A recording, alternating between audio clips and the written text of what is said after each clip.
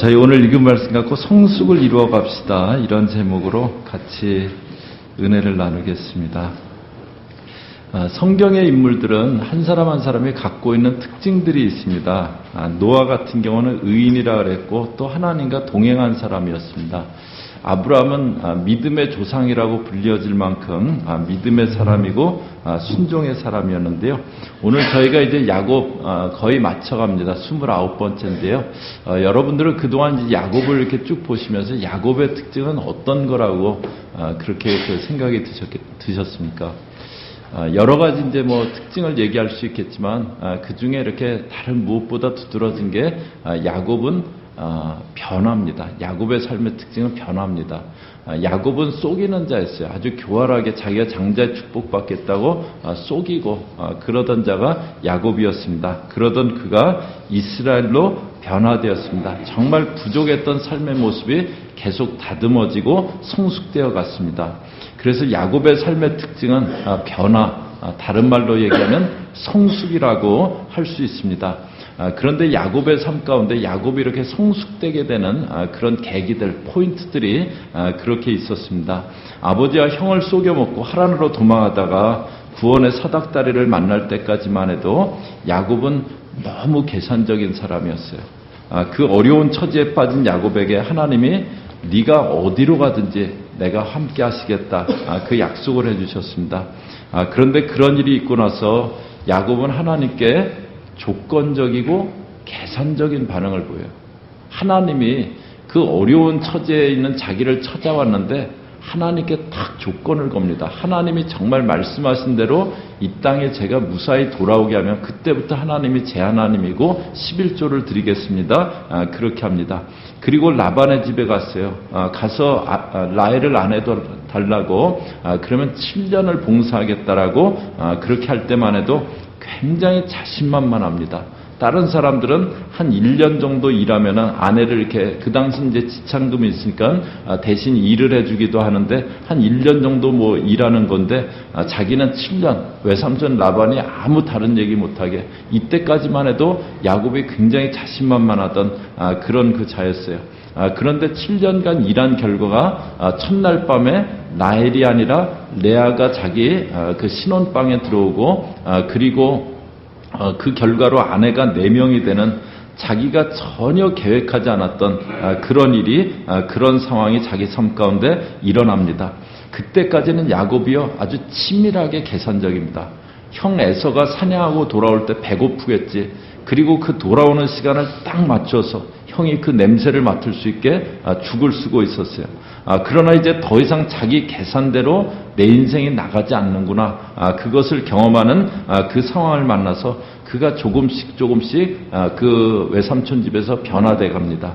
그러다 꿈에 하나님이 순양이 이렇게 양을 타고 있는데 그건 다 점 있고 얼룩덜룩하고 아롱진 것, 그거 보여주시면서 이걸로 품삯을 정하라고 그렇게 하고 그리고 그것으로 품삯을 정했을 때 자기가 아주 급속도로 가축이 많아지고 부자가 됩니다. 그때 하나님이 일하셔야 되는구나, 그것을 깨달아요. 야복 나르는 위기였습니다. 그런데 그 밤은 그때까지의 야곱의 자아가 부서지는 밤이었어요. 그런데 아직 완전히 성숙되고 변화되지는 않았습니다. 그러다 딸 디나가 가나안 족속에게 강간을 당하게 되고요. 결단하고 베델로 올라가서 예비하면서 야곱에게 온전한 변화가 일어납니다. 그리고 하나님이 그 야곱에게 축복을 약속하시고요. 오늘 말씀은 이제 그 예배를 통해서 성숙된, 변화된, 마지막으로 이렇게 변화된 그 야곱의 모습이 나와요. 이 말씀 보면서 저희가 이제 신앙생활하면서 저와 여러분이 구원받은 것으로 신앙이 끝나면 안 되고 계속 성숙을 향해 나가야 되는데, 그 성숙은, 신앙의 성숙은 어떤 모습으로 나타나는지 저희 같이 보도록 하겠습니다. 16절부터 다시 보시면요.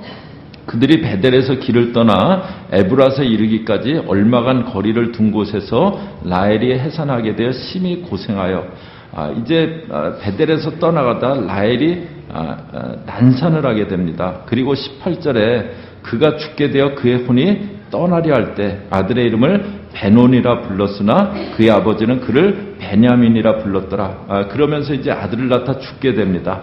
라헬도 그냥 야곱하고 이렇게 결혼했으면 그렇게 갈등이 없었을 텐데 아버지가 그 속임수로 언니 레아를 먼저 이렇게 그 결혼을 시켜갖고 많은 갈등을 겪었습니다. 그리고 언니 레아가 아들을 6명 낳는 동안 또 그 여종들인 비라 실바도 2명씩 애를 낳는 동안 아들이 10명 생기는 동안 자기는 아들을 1명도 못 낳았어요.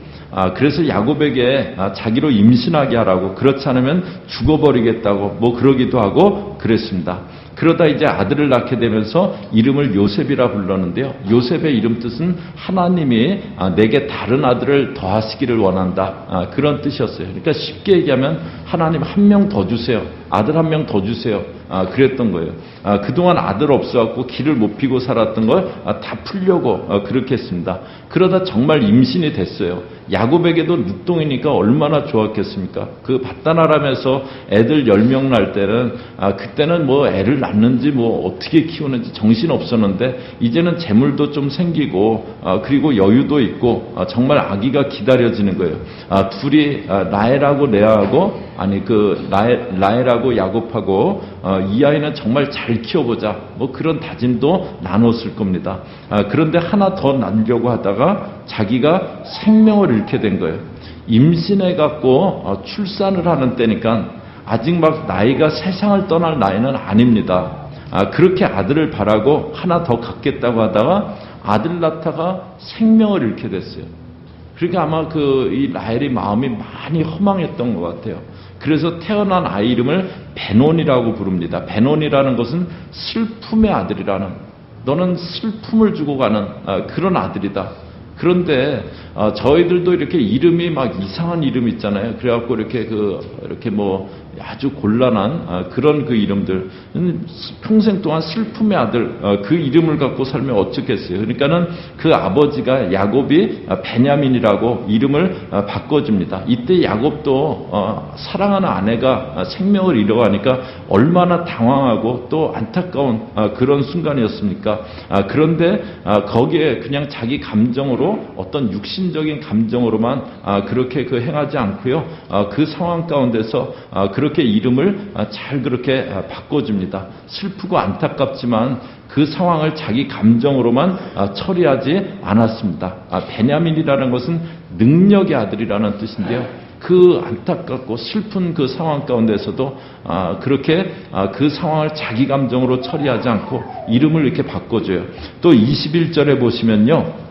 이스라엘이 다시 길을 떠나 에델 망대를 지나 장막을 쳤더라. 여기 보면 에델 망대를 지나서 장막을 쳤다고 하고요. 22절에 이스라엘이 그 땅에 거주할 때 르우벤이 가서 그 아버지의 첩 비라와 동침함에 이스라엘이 이를 들었더라. 그리고 거기서 장자 르우벤이 비라, 그 야곱의 그 첩인 비라하고 동침하는, 통간하는 그런 그 일이 일어납니다.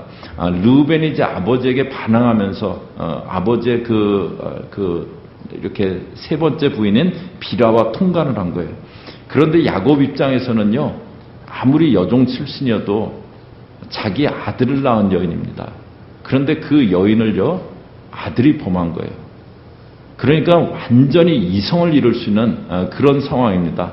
하인들이 많으니까 르우벤 저놈 잡아갖고 크게 욕을 보이라고 그렇게 할 수 있는 그런 상황이에요. 그런데 뭐라고 하냐면요, 22절 마지막 부분에 보면 이스라엘이 이를 들었더라라고 그렇게만 나와요. 딸 디나가 강간당했을 때처럼 그냥 소극적으로 수동적으로 대처했다, 그거는 아닙니다. 여기 이제 야곱의 이름을 이스라엘이라고 하면서 이스라엘이 이를 들었더라라고 하는데요. 성경에서 야곱이라고는 그 이름을 뭐 시편 같은 데서 야곱과 같은 이스라엘아, 지렁이 같은 야곱아, 그럴 때는 그 야곱이라는 이름은 뭔가 부족함이 있는, 그 삶 가운데 아직 부족함이 있었던 그 야곱을 얘기하는데요. 그런데 이스라엘은 변화된 야곱을 얘기합니다. 지금 이 상황에서 이스라엘이 이를 들었더라라고 이름을 야곱이라고 하지 않고 이스라엘이라고 하는 것은요, 지금 이 상황을 맡고 있는 야곱은 성숙된, 변화된 야곱이라는 거예요. 성숙된 사람이라는 거예요. 그래서 이 야곱은 솟아오르는 분노를 자기가 잘 처리합니다. 나중에 창세기 49장에 가보면 임종하면서 아들들을 이렇게 쭉 그 유언을 하는데 르우벤에게는 너는 이렇게 뛰어나지 못할 거다. 왜냐하면 아비의 침상이 올랐기 때문이라고 그런 그 유언을 하는데요. 그거는 이때 이거 그냥 마음속에 이때는 아주 그냥 이렇게 지나가는 척 하다가 마음 품고 있다. 나중에 저주 비슷하게 아들에게 그렇게 한 게 아니고요. 하나님이 야곱의 입을 통해서 말씀을 하신 겁니다. 하나님이 말씀하셨고요. 이 상황에서의 야곱은 정말 화가 나고 자기 힘으로 해버리고 싶은 상황이지만 그것을 육적으로 대응하지 않은 거예요. 이것이 성숙한 사람의 특징입니다. 어떤 일에 대해서 육적인 반응이 줄어들고 육적인 반응이 사라진 겁니다. 전에는 막 펄펄 뛸 일이었어요. 전에는 시퍼런 자아를 갖고 처리해 나갔을 일이었어요. 그런데 이제 그것을 주의 손에 맡기고 자기 육신과 혈기로는 대응하지 않는 겁니다. 핍박자였을 때 사울은요, 서슬이 시퍼래 갖고 믿는 자들을 핍박하던 그런 자였습니다. 그러던 그가 하는 고백이 있어요. 갈라디아서 2장 20절이요. 저희 앞에 보시면서 저희 암송하시는 분은 암송하시고요. 그 같이 한 목소리로 같이 읽겠습니다. 시작. 내가 그리스도와 함께 십자가에 못 박혔나니 그런즉 이제는 내가 사는 것이 아니요 오직 내 안에 그리스도께서 사시는 것이라. 이제 내가 육체 가운데 사는 것은 나를 사랑하사 나를 위하여 자기 자신을 버리신 하나님의 아들을 믿는 믿음 안에서 사는 것이라. 나는 그리스도와 함께 십자가에 못 박혔다라고 그렇게 합니다. 이제는 하나님의 아들을 믿는 믿음 안에서 사는 거라고 그렇게 얘기해요. 저와 여러분도 나의 혈기, 나의 육신적인 감정으로 행하던 그런 것들이 이제는 그리스도와 함께 십자가에 못 박혀진 그런 사람들 다 되시기를 주의 이름으로 축복합니다. 그 다음에 이제 이렇게 내 어떤 육적인 그 반응과 육적인 그 모습들이 이제 십자가에 처리된 사람, 그 사람이 성숙한 사람이고요. 그 다음에 이제 23절부터 보면요, 야곱의 12아들들이 나옵니다. 23절에 레아의 아들들은 해서 6명이 나오고요. 24절에 라헬의 아들들은 해서 2명, 25절에는 라헬의 여종 비라의 아들들 또 2명, 26절에 레아의 여종 실바의 아들들 2명, 이렇게 그 12명이 이렇게 이름이 쭉 나와요. 그런데 여기에 야곱의 아들들은 12이라 하면서 이름이 쭉 나오는데 이것은 태어난 순서를 따라서 기록한 건 아닙니다. 여기 엄마 이름을 따라서 이름을 이렇게 그 아들 이름을 12를 쭉 적어놨어요. 이것은 무엇을 말해주는 거냐면요, 이들이 다 12명이 야곱의 아들이긴 아들인데 그 안에 어떤 그룹이 있었고 그 안에 나누어짐이 있었다는 거예요. 엄마 이름 따라서 이렇게 쭉 쓰면서 야곱의 12아들이지만 이 안에 어떤 나누어짐이 있었던 그 모습에 대해서 얘기를 해주는 겁니다. 저희가 신앙이 또 어떤 신앙 인격이 미성숙할 때 그 특징은 뭐냐면요, 특징 중에 하나는 나누어짐이에요. 나누어짐. 좋은 사람, 내가 절대 같이 안 하는 사람, 그게 이렇게 분명한 거. 그게 미성숙한 겁니다. 예수님 따라다닐 때 예수님 제자들의 갈등이요, 우리 중에 누가 크냐, 그거였잖아요. 그거 갖고 갈등하고 다투었어요. 성숙하지 못한 공동체가 갖고 있는 특징이 있는데 그 안에 파가 있고 늘 하나 되지 못하는 거예요. 고린도 교회가 그랬어요. 우리는 게바에게 속했다. 우린 게바파다. 우린 바울에게 속했다. 우린 아볼로에게 속했다. 이도 저도 다 싫은 사람은 우리는 그리스도파다. 교회 안에 여러 개의 파가 있었습니다. 고린도 교회는 열심히 있고 은사가 많은 교회였어요. 그런데 또 그 안에 나누어짐이 많이 있었습니다. 신앙에서 저희가 열심히 있어야 되는데요, 열심히 중요하고 반드시 있어야 됩니다. 그런데 그 열심이 성숙한 열심이어야 됩니다. 성숙한 열심. 성숙이 없는 열심은요, 많은 어려움을 가져와요. 저희 한민족은 진짜로 뛰어난 민족입니다. 아멘이십니까? 예. 저희 한민족은 굉장히 뛰어난 민족이에요. 전 세계 어디를 가도요, 한민족의 피가 흐르는데 이렇게 막 그 하층에서 이렇게 사는 뭐 하류 어떤 그 삶을 사는 그런 곳은 전 세계 어디도 이렇게 없다 그래요. 작년에 이제 그 러시아 블라디보스톡에 사랑의 동산하러 갔을 때 거기는 고려인이라고 거기 이제 뭐 몇십 년 전에 이주해 갖고 거기 그 가서 사는 그 후손들을 이렇게 고려인이라고 하잖아요. 고려인들이 그 지역에서는 또 이렇게 잘 사는 거기가 이제 경제적으로 이렇게 어렵긴 하지만 고려인들은 그 중에서도 이렇게 잘 사는 그 부류가 고려인들이더라고요. 그러니까 저희 한민족은요. 아주 우수하면 세계적으로 탁월한 그런 민족입니다. 그런데 저희 그 민족의 그 문제가 어려움이 나누어짐이잖아요. 전 세계에서 유일하게 나라가 이렇게 민족이 남과 북으로 나누어져 있는 나라입니다. 거기다가 동과 서가 나누어져 있더니 이제는 또 진보와 보수의 어떤 그런 나누어짐이 아주 깊어져 가고 있어요. 우수하긴 우수한데 성숙하지 않은 거예요. 저들 신앙에서도요. 성숙함이 꼭 있어야 됩니다. 그 성숙함은요, 관계 가운데 하나됨으로 나타납니다. 성숙은 관계 가운데 하나를 이룰 수 있는 사람, 그 모습으로 나타나요. 야곱의 모습이 어떻게 되었는지 한번 같이 보겠습니다. 27절에 보시면요. 야곱이 기럇 아르바에 마므레로 가서 그의 아버지 이삭에게 이르렀으니 기럇 아르바는 곧 아브라함과 이삭이 거류하던 헤브론이더라. 야곱이 이제 아버지 기럇 아르바 마므레에 있는 아버지 이삭에게 이르렀다고. 28절에 보시면 이삭의 나이가 180세라. 아버지 이삭에게 갔다 그래요. 그런데 이제 그 말년에 노년에 아버지 이삭을 이렇게 가서 섬겨드리는데 그런데 야곱은 사실 이렇게 이삭에게 대해서 마음이 편할 리가 없습니다.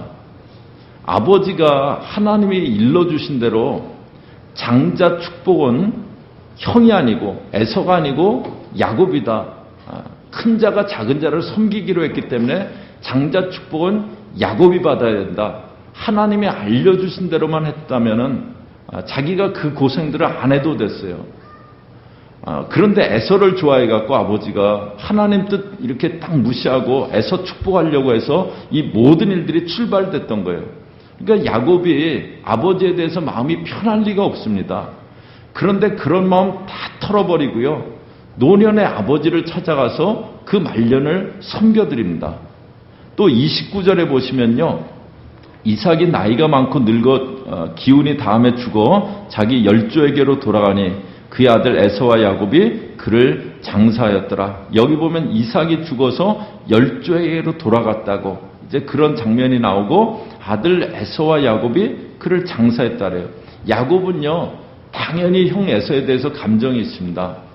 아니 아무리 동생이 그랬어도 죽이겠다 그래갖고 자기를 그 20년간 객지에서 그 고생을 하겠어요. 라반의 집에서 고생할 때요 형이 많이 미웠을 거예요. 또 에서하고는 신앙이 틀려요. 그래서 가나안에 돌아왔을 때 형이 이제 나랑 같이 가자 그랬더니 형님 먼저 가시라고 그랬던 거잖아요. 야곱은 형 에서하고요 여러 면에서 안 맞습니다. 그런데 지금 아버지 장례를 숙연하게 같이 치러나가요. 여기 이름을 갖다가 야곱과 에서라고 안 하고 에서와 야곱이라고 했는데요. 이것은 그 장례를 치르면서 야곱이 형 대접을 해준 거예요. 형 대접해주고 그것을 이 에서와 야곱이라는 이름의 순서가 얘기해 줍니다. 그 야곱이요 과거에 있었던 일을 털어내고 더 이상 문제 삼지 않고 그렇게 나갑니다. 저희 과거의 그 성숙은요 이렇게 과거에 어떤 일이 있었건 그걸 좀 털어내고 저희 그런 경우 있잖아요. 과거에 있었던 일들 절대 털지 않아요. 절대 풀지 않아요. 나는 이거 절대 안 푼다. 그리고 이제 절대 이제 그 상종 안 한다. 아주 그 38선을 딱 이렇게 쌓아놓고 그리고 이제 그 안 보고 그런 경우들 있잖아요.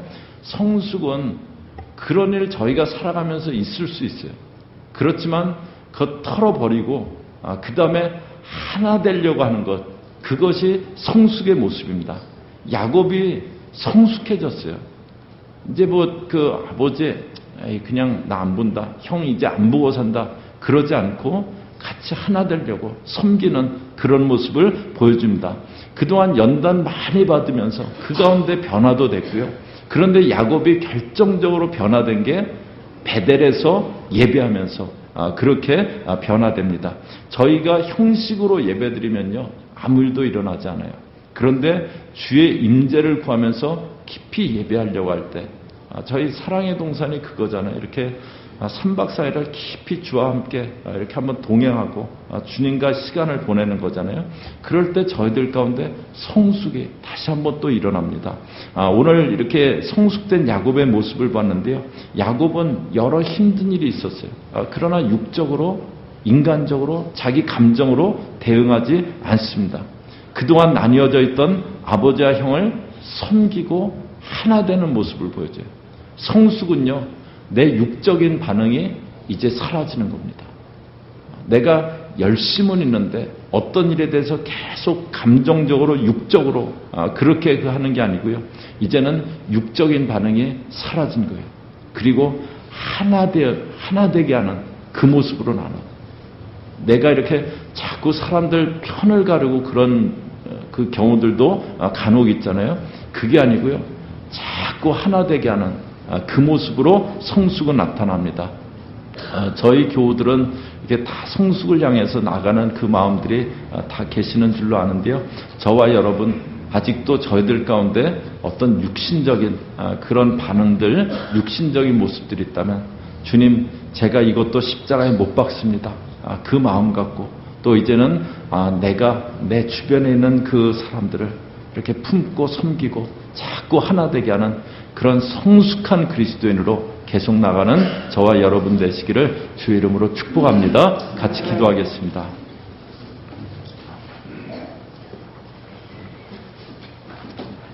하나님 아버지, 우리 주님께서 자기를 십자가에 못 박는 자들을 주여 저들을 용서하소서, 그들을 위해서 육신의 반응을 하지 않으시고 기도하시며 중보하셨습니다. 하나님 아버지, 다투는 제자들 하나 되게 하려고 그렇게 하시던 예수님이셨습니다.